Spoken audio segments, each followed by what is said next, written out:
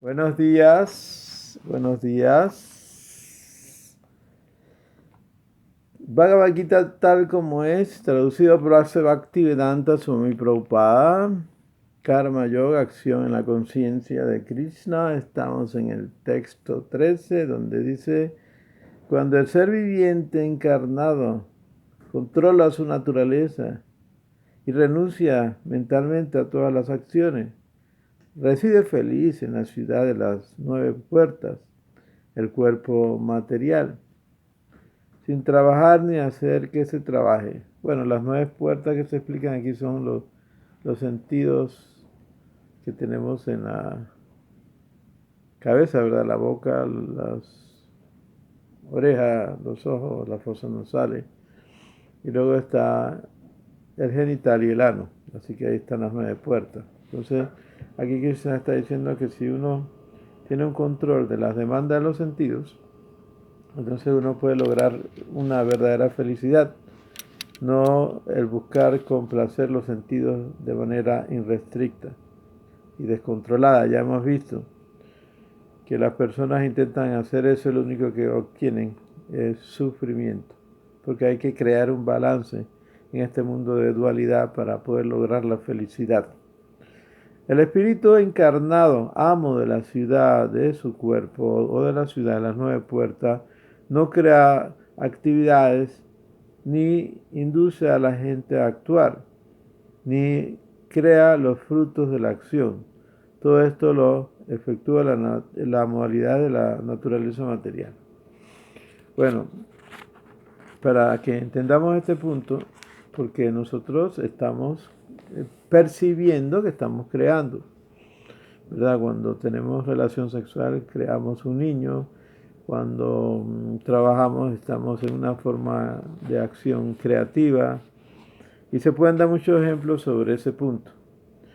Aquí se entiende que existe una energía muy sutil llamada los 10 aires vitales, que es una energía que forma parte de la naturaleza material en el aspecto más sutil que hay del mundo material, que es el ahamskara, o sea, donde se manifiesta el ego falso, o sea, el ego material. Entonces hay 10 aires vitales en función, o sea, 10 factores energéticos que se le llama aires vitales. Y entonces el alma queda encapsulada en 5 de esos aires vitales. Y entonces el alma realmente no toca la materia. La única manera en que el alma tiene contacto con la naturaleza material es a través del deseo, de la manifestación ilusoria de sentir que está en contacto con la naturaleza material. Por eso entonces aquí Krishna dice que el alma realmente no hace nada, que todo lo hace la naturaleza material. Entonces si yo ahorita estoy hablando, mi deseo manifiesta eso, y si por asunto de las modalidades de la naturaleza, como pasión, bondad e ignorancia, yo soy merecedor de poder hablar, al igual que por el asunto karmático, entonces yo me expreso. Entonces, por eso Krishna dice que los Vedas tratan principalmente las 3 modalidades de la naturaleza, porque las 3 modalidades de la naturaleza son las que están activas constantemente. Se manifiesta la pasión, que es creativa, se manifiesta la bondad, que mantiene, y la ignorancia, que destruye. Entonces, nosotros lo que estamos es en un estado eh, consciente, pero a la vez se convierte en un estado inconsciente porque estamos conscientes de la naturaleza material. Estamos influenciados por el ahamkara, o sea, el ego falso, o sea, el ego material, y por estar influenciados por este ego, aunque predominen las 3 modalidades de la naturaleza, estamos predominantemente influenciados por la modalidad de la ignorancia, pensando que somos los ejecutores de las acciones y que somos los que merecemos disfrutar de la reacción. Y resulta ser que nada de estas cuestiones están siendo activadas por nuestra forma física, espiritual, sino nada más por nuestro deseo. Entonces, pero nuestro deseo es tan fuerte que llegamos a este mundo físico para crear la variedad que existe en el mundo material, las diferentes formas que existen en el mundo material, porque la naturaleza material, el pradana, es una sola energía, y cuando la jiva, o sea, nosotros entramos a esta energía, entonces esta energía se subdivide y se convierte en formas, en muchas formas, en planetas, plantas, seres humanos, seres unicelulares, etcétera. Entonces, hay una función de la entidad viviente, pero nosotros entramos aquí bajo ese criterio, o sea, no tenemos un contacto real con la naturaleza material. Estamos encapsulados en estos 5 aires vitales, que es un factor energético muy, muy sutil. Y el único contacto entonces que tenemos con el propio aire vital, que es material, es nuestro deseo.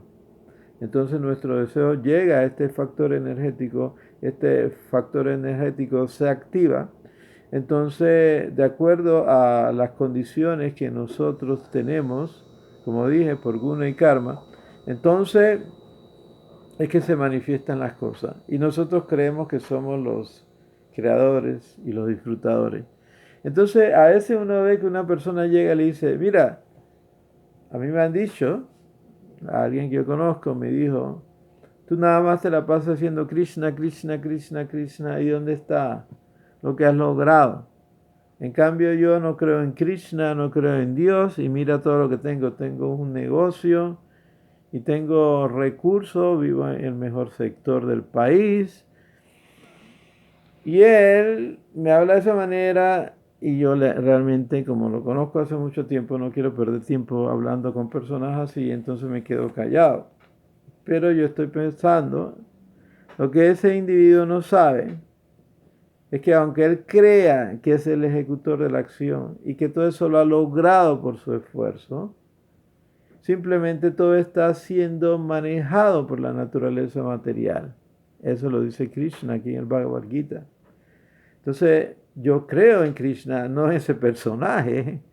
Entonces, yo acepto lo que Krishna dice, que tiene más sentido para mí que lo que pueda decir ese personaje. Él está en ignorancia, ignorando a la suprema causa absoluta, la fuente de todo, considerando que Él es el que consigue las cosas y el proveedor de todo, y llega el momento en que la muerte llega y se manifiesta y lo hace desaparecer de ese cuerpo y le hace desaparecer todo.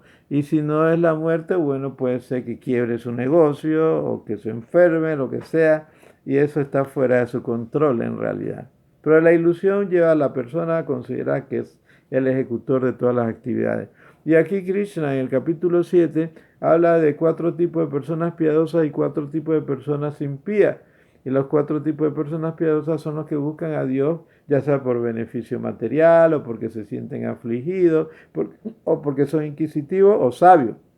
En cambio dice que las 4 tipos de personas que no se acercan a Él, que los considera demonios o impíos, son aquellas personas que su inteligencia ha sido robada por la ilusión o que son tan incapaces de darse cuenta de que la naturaleza material está proveyendo todo, que entonces trabajan como burro para conseguir el pasto que ya tiene la naturaleza. O sea, el burro carga mucho peso del amo y pasa por donde hay mucho pasto y él no come el pasto y cuando llega lo que tiene como recompensa un poco de pasto. Entonces es el ejemplo que se da. O aquella persona que considera que sus logros son a través de su propio esfuerzo y que están dispuestos a exterminar cualquiera que sea esto un tropiezo para su desarrollo. Entonces está la persona declarada atea también, porque hay personas que piensan que las cosas están hechas por ellos, pero dicen que creen en Dios y son malos. Entonces ese también es una clase de demonio. Y están los declarados ateos, los que no creen en la existencia de un Señor Supremo. Entonces ya Krishna los tiene clasificados. Aquí el Bhagavad Gita es para las personas que creen, las personas que entienden que existe una verdad absoluta, que existe un Señor Supremo y que Él es el controlador de todo. Entonces Krishna continúa, el Señor Supremo tampoco asume la responsabilidad de las actividades pecaminosas o piadosas de nadie. Sin embargo, los seres encarnados están confundidos a causa de la ignorancia que cubre su verdadero conocimiento. O sea, nosotros somos parte y porción de Dios, ¿verdad? Pero nosotros tenemos que asumir nuestras propias responsabilidades. Dios nos ayuda, ¿verdad? Pero, como dice el dicho, a Dios rogando como el mazo dando, ayúdate que yo te ayudaré. Entonces, eh, Él no asume ninguna condición karmática, la asumimos nosotros. Ahí es donde viene el factor ese de que nos creemos ejecutores y dentro del contexto de la ignorancia, de la ilusión, entonces estamos creando un factor energético que viene a favor o en contra nuestra dentro del contexto material, que es lo que le llamamos la ley del karma o la ley del causa y efecto, que el karma te da lo bueno o malo que tú recibes del mundo material. Entonces, tú recibes las cosas que mereces, ya sea buena o mala, siendo tú en el momento bueno o malo, vas a recibir lo que merezca, ya sea bueno o malo, porque así funciona la ley del karma, en base a lo que tú ejecutaste dentro de tu ilusión en vidas pasadas. Porque ya entendemos que la acción en sí como tal la ejecuta la naturaleza material, pero nosotros ponemos en función por nuestro deseo las cosas del mundo material y tenemos que asumir esa responsabilidad. En otras palabras, nosotros somos los ejecutores intelectuales de la acción. Eso es todo lo que realmente somos. A través de ese factor, entonces toda la naturaleza material se presenta y nos da lo que merecemos. Entonces dice el Señor aquí, sin embargo, cuando uno se ilumina con el conocimiento mediante el cual se destruye la necencia, o sea, la ignorancia, entonces su conocimiento lo revela todo, tal como el sol ilumina todo durante el día. Entonces, uno al adquirir esta información ve con visión clara, con visión de igualdad, sabiendo que están los seres humanos y los seres vivientes en general condicionados por la naturaleza material y que ella es la que ejecuta toda la acción y que uno solamente es un observador. Si uno quiere realmente colocarse en una posición activa, real, entonces tiene que trascender la naturaleza material e ir a su mundo natural, que es de un ser espiritual lleno de bienaventuranza, conocimiento y eternidad, con una forma específica, una forma espiritual. Hay formas materiales y formas espirituales. Cuando la inteligencia, la mente, la fe y el refugio de uno están todos fijos en el Supremo, uno se limpia por entero de los recelos a través del conocimiento completo y prosigue así por el sendero de la liberación sin desviarse. Los sabios humildes, en virtud del conocimiento verdadero, ven con la misma visión a un manso y erudito brahmana, a una vaca, a un elefante, a un perro y a un comeperro, un paria. Entonces, aquí ya están hablando que la iluminación te lleva a entender que todos somos chispas o almas espirituales. Se dice chispa para dar un ejemplo. Hay personas que cuando escuchan la palabra chispa se imaginan que nosotros somos una chispa de la energía espiritual. No, nosotros somos un ser diminuto con forma, pero se llama chispa. Se nos llama chispa para dar un ejemplo, porque el ejemplo que se da es como no hay diferencia entre el sol, su rayo y las partículas del sol. Entonces nosotros somos como partícula de la existencia del Señor Supremo, pero recordemos, la partícula tiene una forma específica, la de luz del sol. Entonces nosotros como partículas provenientes del Señor Supremo tenemos cualidades iguales a las del Señor Supremo, solo que no las tenemos en cantidad igual que la del Señor Supremo, pero sí las mismas cualidades. Entonces, si el Señor Supremo tiene una forma trascendental, nosotros también tenemos una forma trascendental. Aquellos que tienen la mente establecida en la igualdad y en la ecuanimidad ya han conquistado las condiciones del nacimiento y la muerte. Ellos son intachables como el Brahman y por eso ya están situados en el Brahman. Aquí también Krishna está definiendo un tipo de autorrealización. Hay dos tipos de autorrealización. Una es donde uno se ve igual a todas las otras entidades vivientes y la otra es cuando uno se ve igual a las otras entidades vivientes, pero entiende que hay una forma específica de cada entidad viviente y que el Señor Supremo también tiene una forma. Entonces hay dos tipos de trascendentalistas, los impersonalistas y los personalistas. Y hay varias categorías de materialistas, ¿verdad?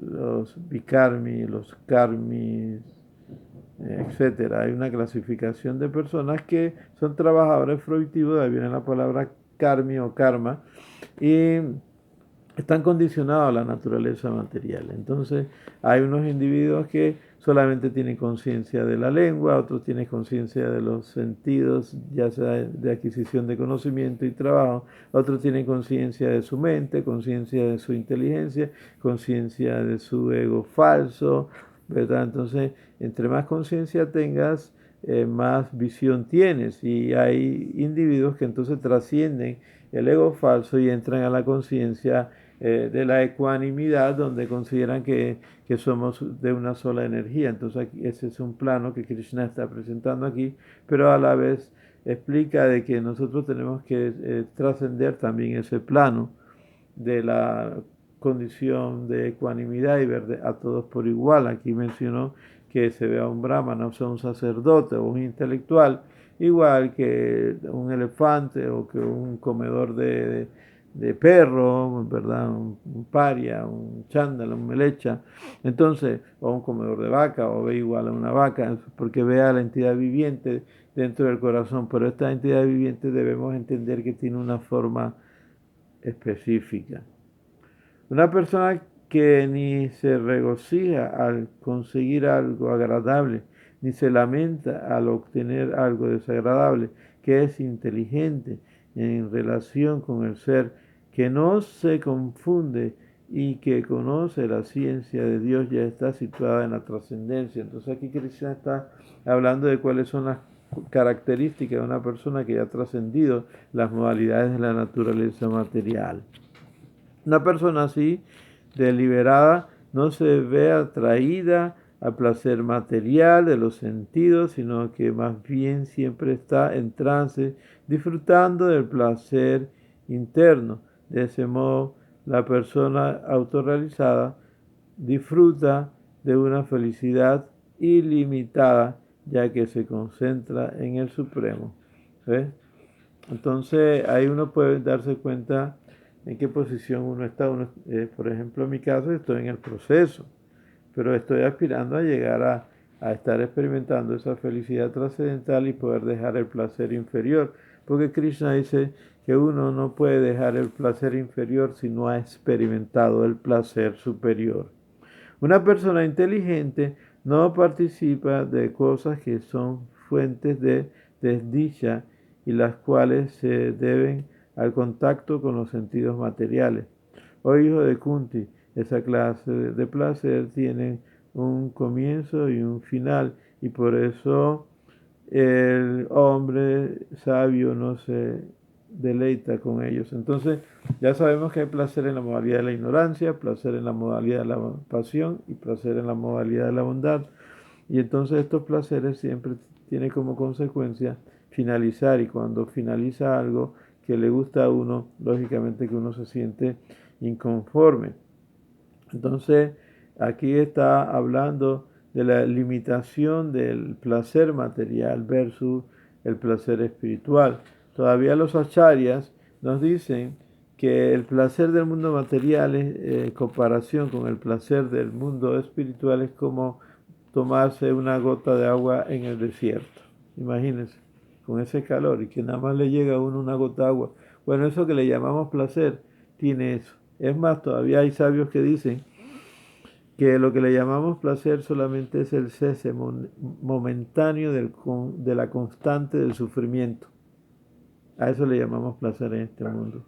Que realmente no estamos experimentando el placer, pero es lo único que encontramos, el cese momentáneo del sufrimiento. Y entonces uno dice, ah, qué placer. Entonces, si antes de abandonar este cuerpo actual uno es capaz de tolerar los impulsos de los sentidos materiales y contener la fuerza del deseo y la ira, uno se halla bien situado y es feliz en este mundo. Entonces, para obtener felicidad no es un asunto de obtener muchos recursos materiales ni gratificación de los sentidos. Eso no te da felicidad total. La felicidad te la da el control de los impulsos de los sentidos. Y como dice el Sri Upasamrita, aquella persona que puede controlar la ira, el hablar, el comer, la demanda del estómago, del genital y del ano, es una persona que controla sus actividades físicas y puede hasta convertirse en un maestro espiritual. Entonces, aquella persona que controla las demandas de sus sentidos, la demanda de la mente, de su inteligencia, del ego falso, las demandas del cuerpo, es una persona que está experimentando un placer superior. La única manera de poder realmente controlar esta fuerte demanda es a través de obtener un placer trascendental o espiritual. De lo contrario se hace muy difícil, porque digamos los sentidos, como dice Krishna, arrastra inclusive a la inteligencia de aquella persona que es sensata. Aquel cuya felicidad es interna, que es activo y se regocija internamente y cuya meta es interna, es en verdad el místico perfecto. Él está liberado en el Supremo y al final llega al Supremo. Aquí estamos recalcando de nuevo el mismo punto del control de los sentidos, que la mejor fórmula, según Chaitanya Mahaprabhu, es Cheto Dar Paramarjana, ¿verdad? Que uno debe ser más humilde que una hojarasca en la calle, sentirse, ¿verdad?, más tolerante que un árbol, estar dispuesto a ofrecer respeto a los demás y cantar el Mahamantra Hare Krishna, Krishna Krishna, Hare Hare, Hare Rama, Rama Rama, Hare Hare. Aquellos que se encuentran más allá de la dualidad que surge de las dudas, que tienen la mente ocupada internamente, que siempre están muy ocupados en trabajar por el bienestar de todos los seres vivientes y que están libres de toda clase de pecados, logran la liberación del Supremo. Entonces, aquí la idea es que nosotros entendamos cuál es la verdadera posición de una persona establecida en la trascendencia. No es porque uno los piense, no, hay que sentirlo y ser sincero con uno mismo. Si uno está en esta posición, uno está en la trascendencia. De lo contrario, uno todavía está enfermo, con la famosa enfermedad cutánea, como dice Srila Prabhupada. Aquellos que están libres de la ira y de todos los deseos materiales, que están autorrealizados, que son autodisciplinados y que se están esforzando constantemente por la perfección, tienen asegurada la liberación en el Supremo en un futuro muy cercano. Entonces esa es la garantía si uno hace el esfuerzo por purificarse, por seguir las escrituras, por seguir las instrucciones de Sri Krishna Bhagavan, evitando todos los objetos externos de los sentidos, manteniendo los ojos y la visión concentrados en el entrecejo, suspendiendo las fosas nasales, de las fosas nasales, la inhalación y la exhalación, controlando así la mente, los sentidos y la inteligencia trascendentalista que busca la liberación se libera del deseo, el temor y la ira. Aquel que siempre se encuentra en ese estado, sin duda, que está liberado. Entonces ya Krishna aquí está mencionando un sistema de autorrealización. Yo mencioné uno que es a través del canto del Santo Nombre. Aquí él está mencionando el sistema de Dhyana Yoga, que este es el capítulo 5, así que en el capítulo 6 él explica con más detalle cómo funciona el Dhyana Yoga. Entonces aquí Krishna dice una persona que tiene pleno conocimiento de mí, que me conoce como el beneficiario último de todos los sacrificios y austeridades, como el Señor Supremo de todos los planetas y semidioses, y como el benefactor y bienqueriente de todas las entidades vivientes, se libera de los tormentos, de los sufrimientos materiales y encuentran la paz. Entonces así termina el capítulo 5 del Bhagavad Gita, titulado Karma Yoga o acción en la conciencia de Krishna. Gopremanande Hare Hari Bol, Hare Krishna, Krishna Krishna, Hare Hare, Hare Rama, Rama Rama, Hare Hare.